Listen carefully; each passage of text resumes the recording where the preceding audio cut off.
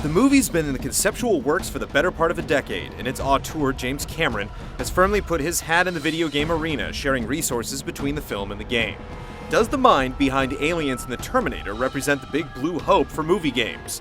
Or is Avatar a return to dire disaster like Cameron's Dark Angel? Welcome to your new home, people. Hell's Gate.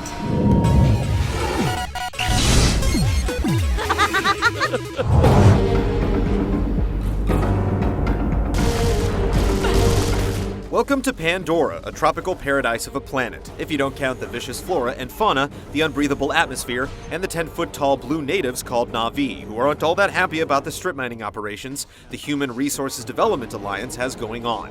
A matronly, if Sigourney Weaver-esque personality on the video screen briefly wishes you well as the newest security grunt to come planetside, and then you're off to oppress people, shoot plants, and pilot your very own biological Na'vi shell, commonly called an avatar. The minutiae of the planet and the RDA's burgeoning tech can be scanned and referenced in a handy Pandopedia, helping flesh out the world.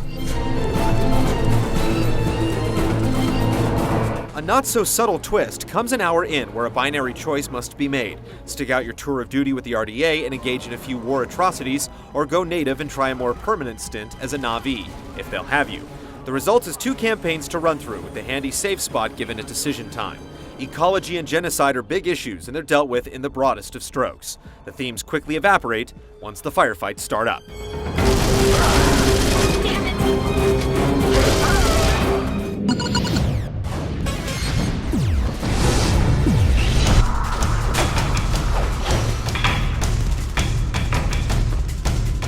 This year, one of the biggest Twitch designers, Gears of War's Cliff Bleszinski, stated that the future of shooters is RPGs. Avatar attempts to embody this statement, combining old-school shooting, that is, no cover system, with kill-and-collect MMO-style quests. Expect tsunamis of experience points as rewards, leading to level-ups with new weapons and skills. Quests are linear, one-at-a-time affairs, with additional side objectives of the blasé explore-the-map variety that give little experience, and the same goes for offing enemies. This means about the only time you level is when you finish your current main story mission. While it takes grinding out of the equation, it also makes leveling moot. Your gains are immediate, with new and upgraded weapons and abilities, and while you can mix and match to a degree, the amount of choice is limited, and there's no other stats, making the progression feel rather arbitrary. I have no time for your riddles. Come, we attack. The actual missions do expand beyond herd thinning and doodad collecting with some large-scale skirmishes. Unfortunately, there are far too many repetitive objectives. If the shooting and XP explosions are too much, there's also a very user-unfriendly game of Planetary Risk you can play for some small bonuses, but it doesn't quite fit in with the rest of the experience. Multiplayer features standard modes like Deathmatch and King of the Hill. You can pick your side, shooting with the RDA or hitting hard with Na'vi. The XP gimmick disappears here, giving you stock characters, powers, and weapons to choose from. While racking up kills is always a good time, the overall effect feels bare bones, with no leaderboards, a cumbersome interface for getting into games, and a large emphasis on waiting for powers to recharge rather than skills to get the kills.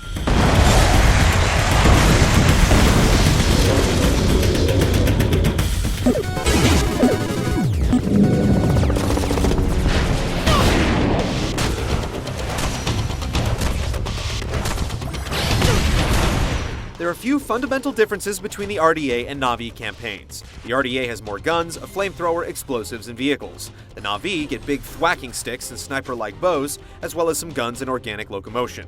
Being able to get close and pound someone as a Na'vi is the biggest distinction, but with all the guns, there's a lot of crossover in playstyle. Even some of the special abilities are shared, like shields, increased damage output, and health regeneration. Other more species-specific skills, like summoning an animal companion, are reserved for one side, and have longer cooldowns to boot. While waiting for shields to recharge is in time with, say, a Halo game, raining down killer bats can only be done every few minutes, with poor audio and visual cues to let you know when they're primed. Considering the fast-paced firefights, they're likely to fall to disuse in favor of the more reliable and faster-charging vanilla powers. Combat falls on the chaotic side, with lots of circling and readjusting aims since most enemies can take quite a few machine gun slugs or arrows. The reticle offers no lock-on or aim assistance, which often makes the Na'vi's swords and clubs more appealing. Even as you unlock new armor, a few well-placed bullet barrages can sap your health, burn away shields while they're activating, and drain the healing surge you've just applied. Using skills doesn't grant any clemency from bullets or snapping jaws during their canned animation routines either. With no active cover system, it's up to you to stalk through the greens safely. Just be careful not to fall, as even minor tumbles will tax your health.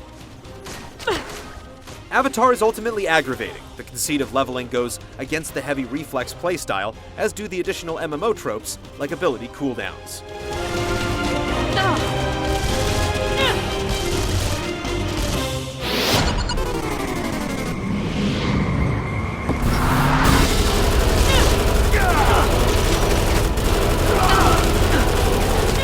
For those who share Cameron's love of technology and also his large production budgets, try the game's 3D stereoscopic modes, as long as your TV supports it. For the rest of us, there's still a world with lush jungles and floaty rocks to explore. Even when the forest feels more like a hallway with occasional open areas, the verticality and verdant expanse bleeding through the boundaries is a stunning tribute to nature. The sound pollution offered up by gunfire cuts the contrast along with RDA's vehicles and structures. While the voice acting from the gruff paramilitary and labored English from the Na'vi serve their stereotypes, the way you get caught up in its atmosphere is one of Avatar's saving graces.